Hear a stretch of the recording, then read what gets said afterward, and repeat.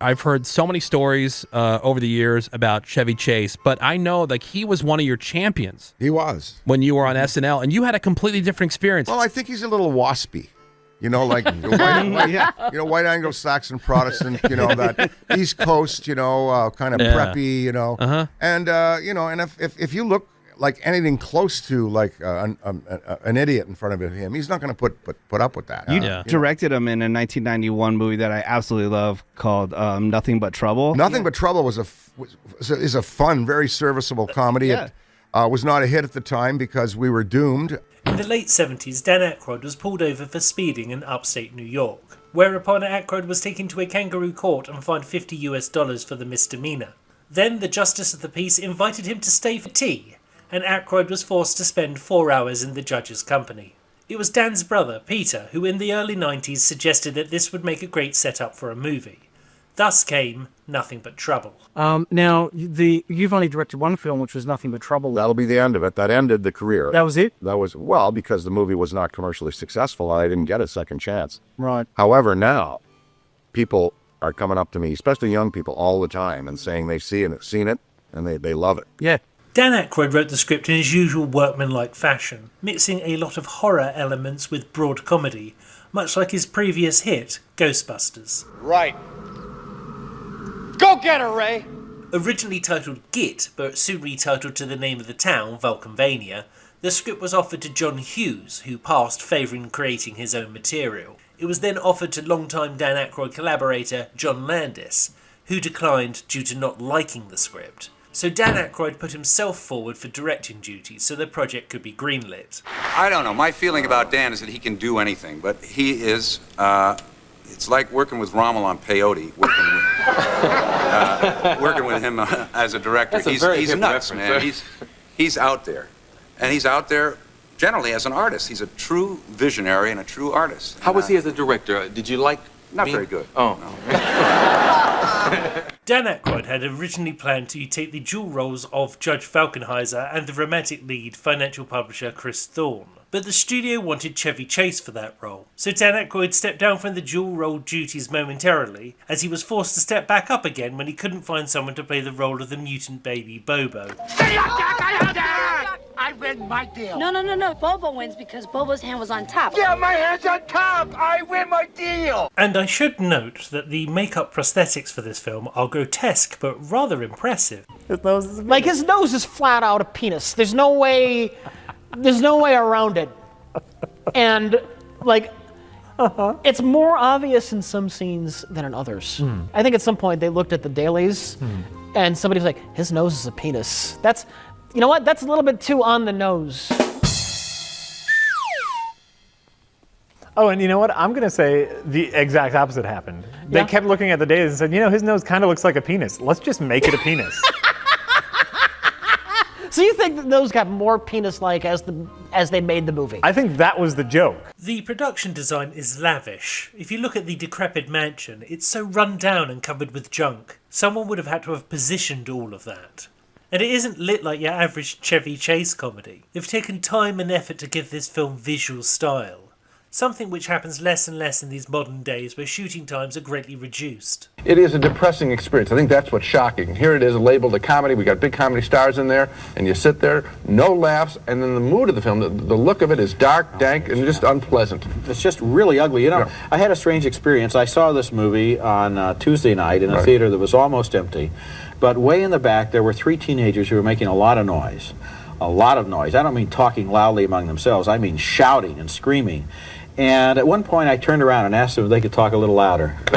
Okay. I have learned from my own experiences writing that it is very easy to blame the script for the movie's flaws. A miscast actor can make it seem like a character has no depth, or bad editing can make it seem like a scene makes no sense, or just not having enough time to shoot can create plot holes. This movie feels like it's been compromised at some point, most probably in the edit. I have no evidence of how much Warner Brothers were breathing down Dan Aykroyd's neck whilst making this, but Warners aren't known for monkeying around with films before their release. As it's their money, so they know best. For further examples of this, please look at Zack Snyder's Justice League or George Lucas's THX 1138. The studio summoned the filmmakers to return to Los Angeles for another screening of THX. They wanted us to bring the picture back down again because they were going to make changes. And we were afraid they were going to keep the movie. It got so bad that Caleb Deschanel, Walter Murch, and I drove George to the studio. And they sat outside the projection booth during the screening. And our deal with him was that we would, as soon as the film was finished being shown, we would get into the booth and we would take the work print and remove it from the lot so they could not recut the film. So that when he left the screening room with these guys and they said, we want the movie here, he'd just say, it's gone. Nothing But Trouble, as it was later renamed, does lurch from place to place in the story, but also in tone. The ending, where Chase's character leaps up and runs through a wall like a Looney Tunes cartoon, doesn't feel like it's from the same movie as giant mutant babies and a roller coaster that strips bone. You hear filmmakers say, oh, it was improperly marketed and all that. It wasn't that. We just came out in the marketplace next to two women. The weekend that Nothing But Trouble opened, you had Jodie Foster in the marketplace with Silence of the Lambs. Yeah. And then you had Julia Roberts with a film called something where she ran away from her husband or something. And so you had two really strong women in the marketplace. And then the war started. Desert Shield started. Right. So here we were with this weird, dark, strange comedy, and we just got buried. And that was it. Yeah. End of my directing career.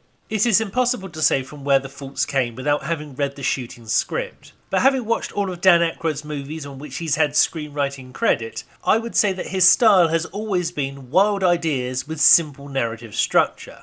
Now, this is the only script on which Dan Aykroyd had solo writing credit, so maybe Aykroyd brings the out there ideas and the co-writers bring the structure. Who can tell? Traffic violation. Contravention to Village Bylaw 23, failing in the execution of a full stop at a place so marked. I recommend fine, bond, and release. John Candy got flack for allegedly phoning in his performance. But the character of Dennis Valkenheiser is bored with his life and looking for a way out. The problem is that it is a relatively straight role, so Candy doesn't get to steal any scenes as his character. He sort of stands in the background looking bored. Luckily, he also gets to play Eldona Valkenheiser in drag, and gets to have a lot more fun. I've watched good directors, and it's the most complicated thing to do. I don't have the eye or the mind to direct. I admire people. No, you do. No, you know what? The fact is, anybody who's everybody creative as you are can do that with the proper team. And I was well insulated. I had the guys who shot Back to the Future and Roger Rabbit around me, Dean Cundy, and he had Roger Rabbit around him. Yeah. And I had Bill Sandell, who did Total Recall and RoboCop for my production design, and I just had tremendous people here in this town. And he's getting ready for his Oscars thank you speech. This film's biggest problem is not visual, it's casting. Chevy Chase is the wrong guy for the job. He apparently took the role out of loyalty to a fellow Saturday Night Live alumni, and no one stopped and wondered if it was a good fit or not. Chris Thorne is a yuppie, and I can imagine Dan Aykroyd playing this role as a pompous arse, like he did in Trading Places. Chevy Chase is a gifted physical comedian and can either play smart aleck or imbecile, but he doesn't want to play the straight role, and that's what this film needs. In a world of weirdos, you need someone to ground the story. Were this role played by Tom Hanks, who has great chemistry with Candy and Aykroyd in other films, I think people would have forgiven the film's narrative bumps in the road. This is the poster for Nothing But Trouble. Now, this one actually came from my uncle who passed away. He had this in his house, and that's the one thing me and my uncle were both big fans of Nothing But Trouble. That was like his favorite John Candy movie, and that's actually one of my favorite John Candy movies as well. This film has grown a following of people who enjoy its oddness, and I am one of those fans.